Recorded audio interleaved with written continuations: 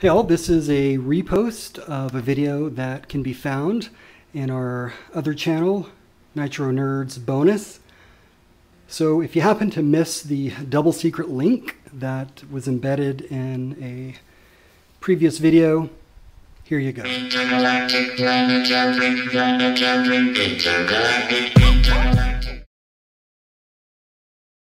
And I don't like hearing that. And the reason is, I think that people sell themselves short when they say this. You're going to hear me mention this every video in this series. It doesn't matter what you're doing, your vehicle is going to perform better when properly set up. That's the intent of this whole video series. You either want your basher to kick ass, or you do not want your basher to kick ass. It's that simple. Let's get started.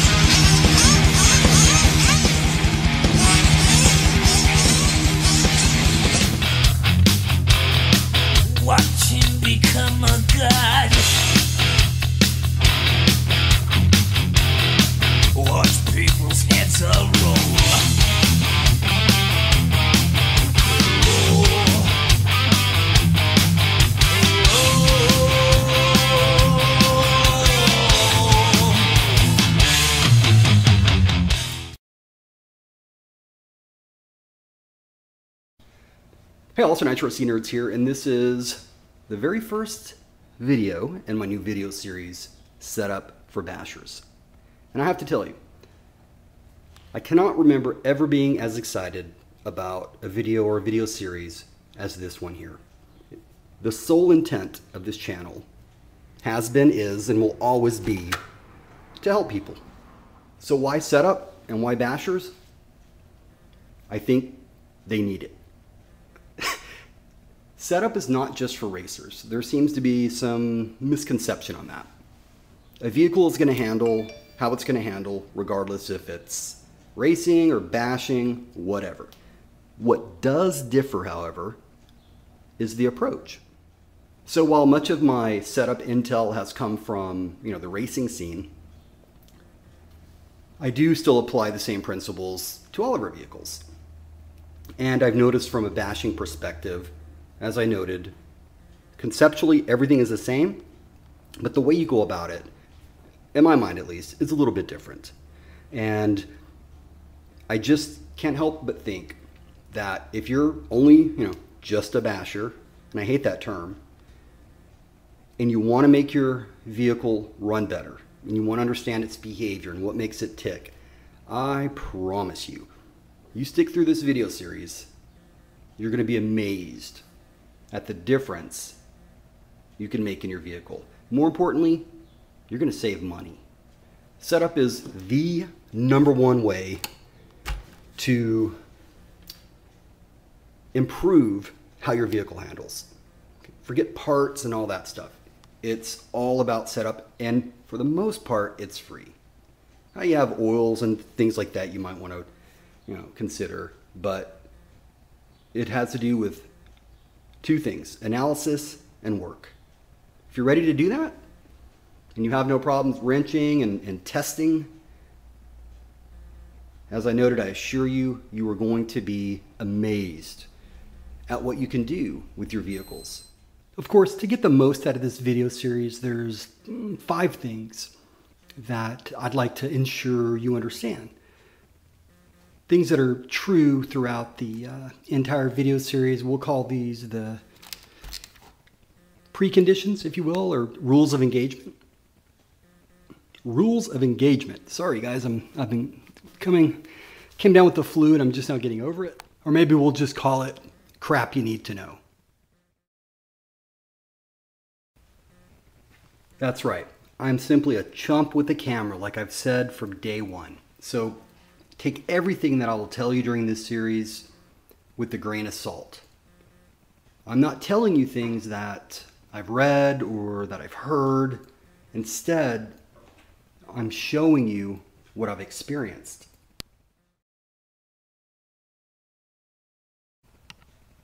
So you do this by simply getting to know your vehicle, or even a specific attribute within the vehicle. If you don't fully understand your vehicle's current tendencies, let's say when going over bumpy terrains as an example, well, how will you know that any of the changes you've made have had an effect?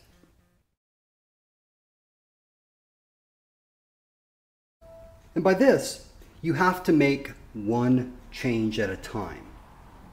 So if you think about it, if you change, as an example, your front diff oil, as well as your rear shock springs, and lowered your ride height, how will you know what has increased or decreased your vehicle's performance handling?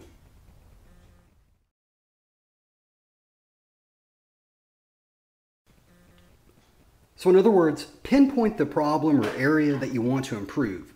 So my Savage here is an example. Well, I want it to turn better because right now it's pushing when it corners. So ideally what I'd like to see happen is the rear of the truck whip around while the front tires grip. Or the other vehicle that I'll be showing during this series, the Hyper 7. My Hyper 7 is having problems unloading the front and almost doing wheelies. So I want to maintain more of a four-wheel drive effect. And to do this, I need to prevent so much weight from being transferred to the rear during acceleration. So in other words, think holistically when you approach this. And the reason for that is because that's right. When you make a change, it will affect 100% of the vehicle. This can be good, this can be bad, but it be. There are very few areas where one change will make a difference. It happens in clusters. This is why trying out all the permutations is extremely important. Above all, I ask that you support one another and get those vehicles out there kicking ass. The way that I approach this and the way that I encourage my son to approach this, well, my son, I just say, what do you want the car to do better? Or I'll see it and I'll say, I think, it looks like it was, drifting a little bit or whatever. But the way to approach this is say to yourself, you got to go out and you got to get very familiar with the vehicle. Okay, you got to drive it in the same location, same turn, whatever you're trying to do, right? Over and over and over and over and over and over and over and over and over and over and over and over and over and over and over and over and over again. Literally until, if you're on a track or something, set up your own little course. And until you can get within 1-2 seconds of your lap times on that course consistently, you're not ready to make a change. And this, in my opinion, is where bashers do have a bit of a disadvantage because they're not always in a consistent environment. And that's why this video series is going to be a little bit different, that we're going to talk about how to set it up for inconsistent environments. During this video series, the two vehicles that I'm going to use are the Hyper 7, the great Hyper 7, and the effervescent Savage X 4.6. Two of the most popular bashing machines in a while. Now, you might be thinking, what does he mean he's going to use these vehicles? Well, instead of me standing here episode after episode and just telling you what you should expect from these changes, I'm going to show you. So we're going to make changes before and after, and we're going to show you in a consistent environment what the effects are, if any. So I'll tell you what this video series is not for and what it's for. It's not for being the type who thinks to themselves, Something like, yeah, I'm a savage man, I put a sway bar kit on there. It was like night and day, I couldn't believe it. I call BS on that. Instead, here's how I'm going to encourage you to begin thinking, if you don't already. And let me get the Savage, because we're using that as an example. I've become pretty familiar with the way it handles and the way it turns at high speeds. And one area that I know it can improve is not flipping over, right, at high speeds, because it's very apt to do that. I've seen it a million times. I don't want it to do it anymore. So what can I do about it? Well, there's a lot of things that I can do about it, using the sway bar as an example. First, you have to understand, why is it flipping over? Well, again, it's probably ride height and you know, the body's rolling, and it comes down to weight transfer. In this, again, specific example, more chassis roll causes more inertia causes more traction causes a greater likelihood for the vehicle to flip. So, you know, I'm going to try this sway bar because I think that it will allow me to do what I want the vehicle to do, and that is, at high speeds on a turn, for the rear to lose some traction so that it slides, it whips around, while maintaining traction up front.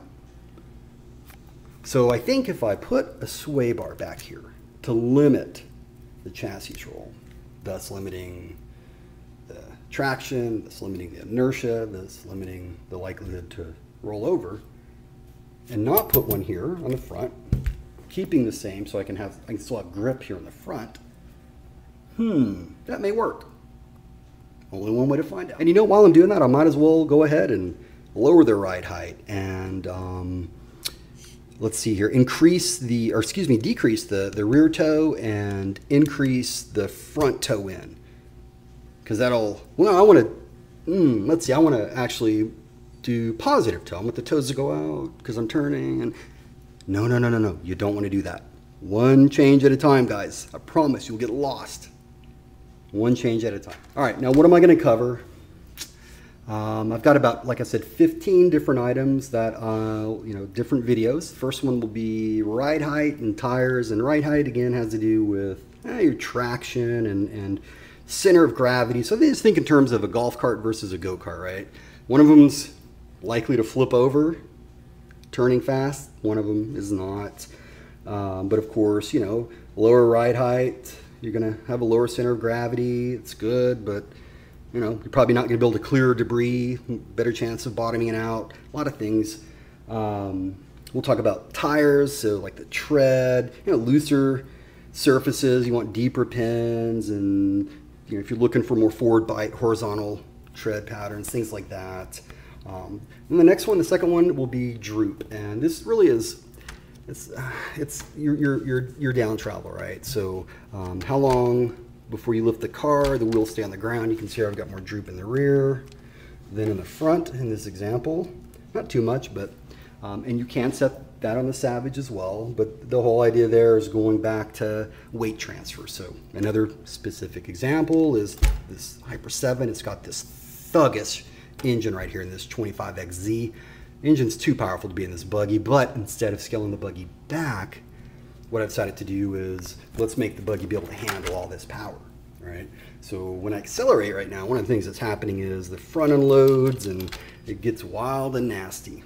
Well, so what I want to do is begin slowing some of and it's doing that because all this weight's going to the rear, transferring back to the rear. So I'm going to slow some of that down. One thing I can do is decrease the front droop. I can also, adjust the anti-squat and stuff like that, but anyways, droop will be one of the videos. I think it's a really, really powerful tuning option. After that, shocks, right? I mean, it's probably the #1 piece of your suspension. We'll talk about springs, oil viscosities, when you use heavy oil versus light oil, pistons, shock mounting locations, all of that groovy stuff. And then we'll talk about camber and caster. They affect one another, so we'll do one video on that. That has to do with contact on the ground of the tires, right? So as an example, when you turn, okay, if you have your camber set a certain way, because camber only affects turning. right? At least the front. When you turn, you want the outside wheel to have greater contact patch. And so you can adjust that. And caster, you know, it's kind of the same thing, kind of. Again, we'll show you very clear examples of camber and caster. And then toe, talked a little bit about that kind of. Toe has more of an effect, I think, at least on steering. This is, you know, of course it affects forward bite and all of that, but really what I like toe for more than anything is front toe, and the type of, we'll say track, right? But if I'm turning a lot, then obviously I want a bit more toe out. If I'm wanting to zoom in a straight line, probably, you know, forward toe or a little bit toe in, things like that. After that, the video that we're going to do is sway bars. I talked about sway bars. You got kind of an idea of what they're for. And then diffs. Everybody wants to know about diffs, right? And we'll do one video on the diffs, but we'll show front, center, rear, what they do, why you'd want to set them a certain way. And again, I'm going to set the front to be one value, go out and turn it, see how it handles, set another value, turn it, and then we'll get into forward bite, center diff, all that good stuff. So you'll see some pretty cool things there, hopefully. And then we'll get into my favorite tuning part of a vehicle, and that's the clutch. And I think that that is one of the most overlooked things, most misunderstood, and that's your clutch, be it either on the Hyper 7 or even the slipper clutch. We'll talk about that on the Savage. And also we're gonna talk about gearing. So, you know, your spur gears, your clutch bells, things such as that. Then I'm going to do a whole episode on, believe it or not, Ackerman and Bumpsteer. And Ackerman are really these plates right here, and they're different on each vehicle. You know, some have like a drag link, but really what this does is it affects like at what point you're going to get the most turning in a corner, right? And so there's things you can do here as far as where it rides on the bell cranks, your toe links right here, if they're at an angle, et cetera, et cetera. So give you a real good example. The other day I was having issues with this buggy, and I'm like, what the hell? It felt tweaked, right? So things weren't precise and equal. And it turned out that I had one here on the rear hole and then one up here in the forward hole. And then also we'll talk about Bumpsteer. And I think that's a very interesting setup option. And really that has to do with the front toe and how it changes when it goes over bumpy, rough conditions. And then you have your preload or your servo saver. We're going to talk about that as well. And this just has to do with how quick your servo can respond. And give you another great example. My neighbor has a Savage, and he was having issues with the turning radius and it turning and the wheels going back. And you know, he went as far as buying a new servo, and I told him, you don't want to do that. You don't need a new servo. And so he got it, didn't make a difference, excuse me. And I said, all right, give it to me and I'll see what I can do. And I did some setup changes for him. One of the things was I adjusted his preload. I gave it back and he's like, damn, what did you do? You know, and he's looking underneath for the new servo. And I was like, man, I'm telling you, it's set up, it's free. And he loved it. Now he learned. And he was so grateful, in fact, he gave me a set of terrapins. How about that? That's pretty cool, eh? And so, yeah, so Ackerman, preload, and Bumpsteer. Then probably one of the biggest things is roll center. Again, we'll get into that, but that's a very, very useful tuning aid. Then I'm going to do a whole episode on kick up and anti-squat. Has to do with acceleration and braking. And then track width, which is how wide it is, and your wheelbase, how long it is. Believe it or not, there's differences, tangible differences. That sounds like a lot, but I'll leave you with this. Out of all the stuff that we're covering in this video series, and it's a lot, let's take another look. The number one important attribute for your setup, without a doubt, is this.